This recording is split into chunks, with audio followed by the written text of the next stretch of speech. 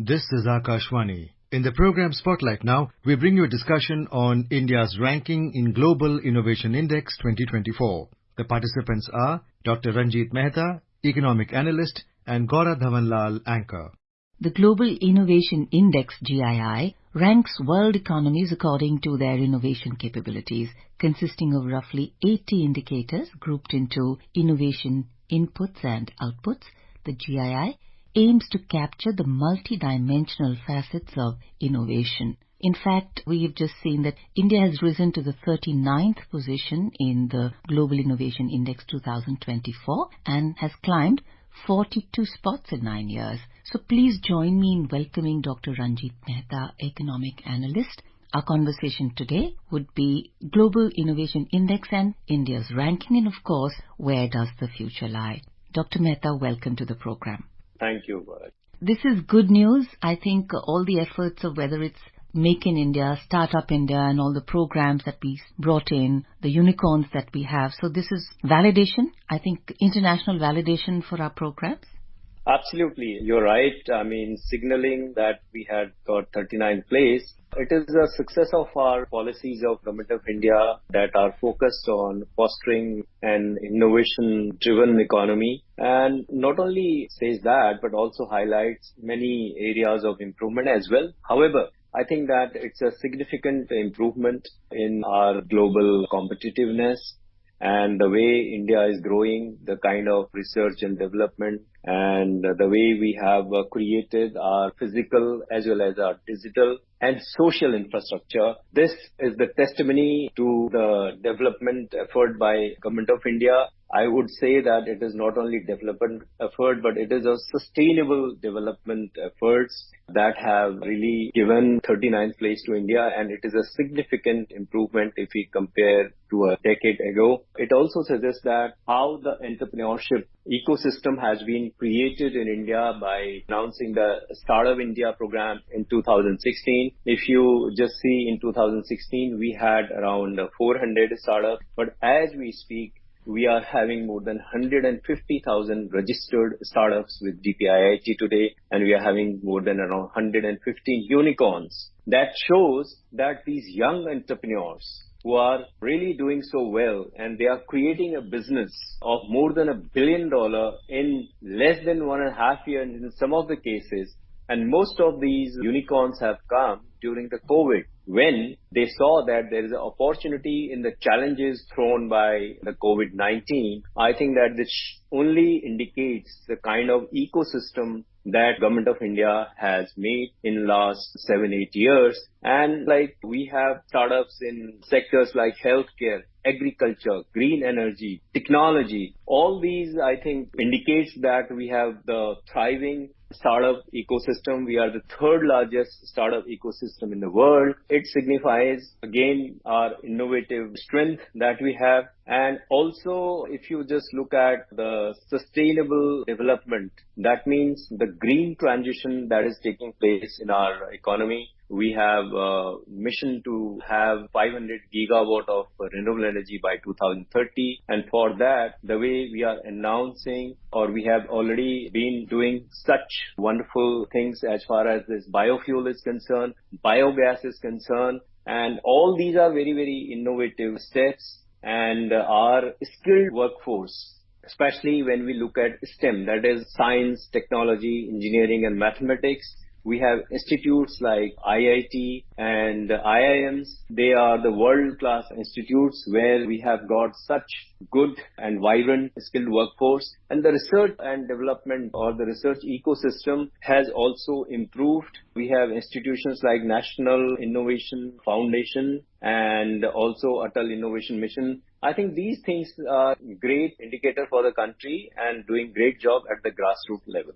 Absolutely, Dr. Mehta. In fact, the Prime Minister's thrust on actually saying we should not be job seekers but job creators. And creating employment has always been very, very critical to sustainable economic development. We'd like to understand from you that when we consider an organization becoming a successful startup, or when we say that this is innovation, because one of the biggest casualties of innovation is lack of sustainability. Lots of creativity, lots of young ideas, whether it's financial, whether it's incorrect judging of the market. So does there exist an ecosystem which not only helps them start up but also helps them to sustain it? Because that is very critical in the long run.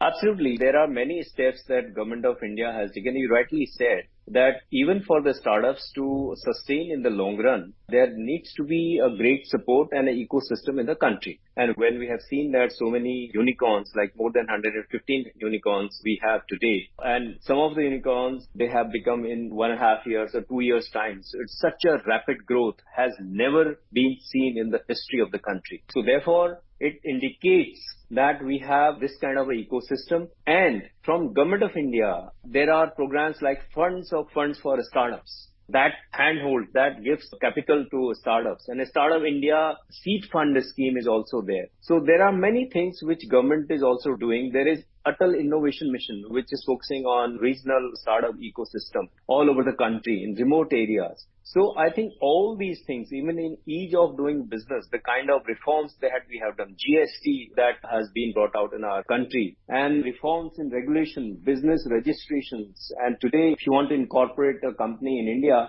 it will not take more than 15 working days. However, in past, it used to be more than a year or maybe 6 months, something like that. I think all these things have really improved. And especially if you just look at the fintech area, we have made a significant improvement. We have such big companies who have done so well in fintech area. They are globally renowned. And if you just look at knowledge and technology side, there also we have done significant progress in creating that ecosystem. Like we have ICT companies where we have public digital infrastructure that we saw during G20 how state heads, they were using the UPI. Our UPI system is now being accepted globally, in many countries rather. So it is a significant improvement, or it is a significant progress in the fintech area, and industry academia collaborations. They are improving. Programs like we have Imprint, that is impacting research, innovation and technology. They are driving the cutting edge research to address the challenges that the country is facing. I think all these things are making India innovation-driven economy, and they are helping. Just look at the agri sector. Now in agri sector, the way we are using drones, the way countries using drones, and recently we have been using drones for various things in large, for the rural population also, like smart farming techniques are being used, AI being used, and there has been innovation in supply chain management in many areas. I think all these things together, creating a holistic ecosystem for the businesses to grow and for the young population that we have, as you rightly said, that they are not job seekers, they are becoming job creators for the nation, which is really required.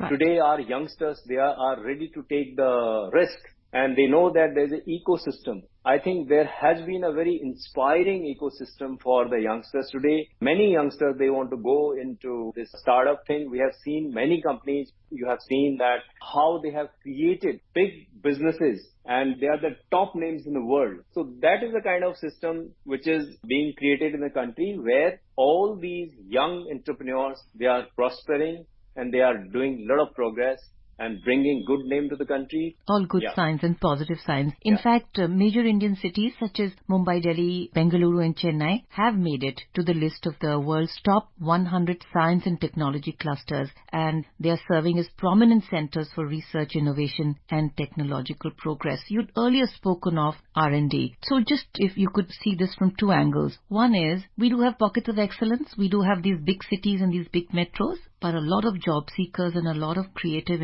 innovation is happening, maybe in tier 2 cities, maybe in villages, in tier 3 cities. So spread of education, higher education to smaller areas, is that also coming in a big way to support all this? And the second one is that when we look at R&D, research and development, a lot of it has government support. Is it profitable enough? Because public-private partnership is very, very critical for anything to be meaningful and really grow.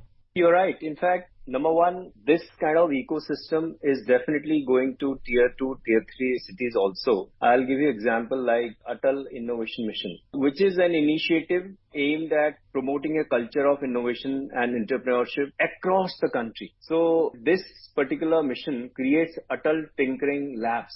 These labs encourage students to innovate at a very, very young age. So this is not only happening in big cities like Delhi, Mumbai, Bengaluru, but also tier 3, tier 2 cities, many state capitals, it is happening. I think secondly, the companies which have recently entered in our country, like for semiconductor or for mobile manufacturing, we have seen that in last 2-3 years, we are the second largest mobile manufacturing country in the world. We are not only manufacturing these mobiles here, but we are also exporting to many countries. So this suggests that there have been lot of efforts from the government side. We have schemes like PLI scheme, which is production linked scheme, which has attracted a lot of global tech giants in our country. They are seeking production facility in our country. They were looking for alternative for China. So I think that India, they found as a very attractive destination. Many electronics giants, semiconductor companies, smart devices manufacturing, all these are boosting the domestic innovation capacity in our country. Right. Do you think private money is coming in, investment is coming into R&D? Absolutely. A lot of private money is also coming into R&D, and these companies which are setting up their factories here, they have a R&D system, and our Indian companies also now, they realize that until unless they are having good R&D center, all big companies, they are having very, very advanced R&D facilities where they are also sort of engaging with the institutions like universities, and there is a lot of exchange program which is happening. I think this all is happening, which is very, very good for the country. And these kind of things will definitely give us better opportunity for each and everyone in the country. Also opportunity for the youngsters who are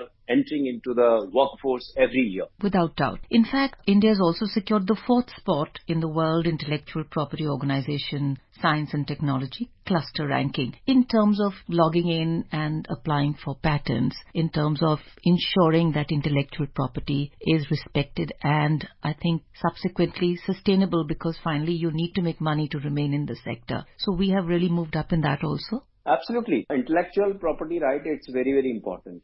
Earlier, what was happening, the companies, they were not willing to share their technology with India because our IPR system was not all that good. But in last 7-8 years, there have been a significant improvement in this. Now companies are willing to come to India, and our overall even ecosystem has improved. Therefore, this IP is very important. If you really want to have innovation-driven economy, I think that intellectual property rights, they are very critical, very important for country who is looking to invest in India, and that part has been taken care of. I think that this is the reason that many companies, they want to share their technology with India. Now, I think that there is huge scope in drones and in our agriculture sector, because India is still agrarian economy where these technologies can be used for monitoring crops, pest control, precision spraying, fertilizers, pesticides, all these kind of things, and remote sensing technologies will really improve the crop health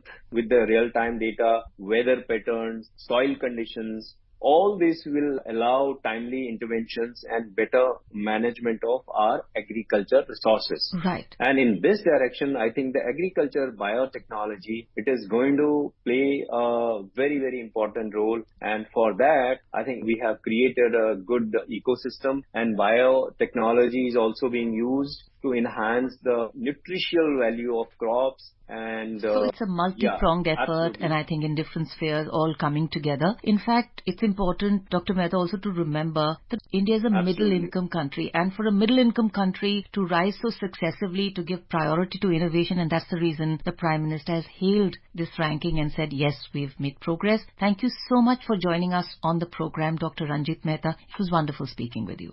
Thank you very much indeed, Lawrence. You were listening to a discussion on India's ranking in Global Innovation Index 2024.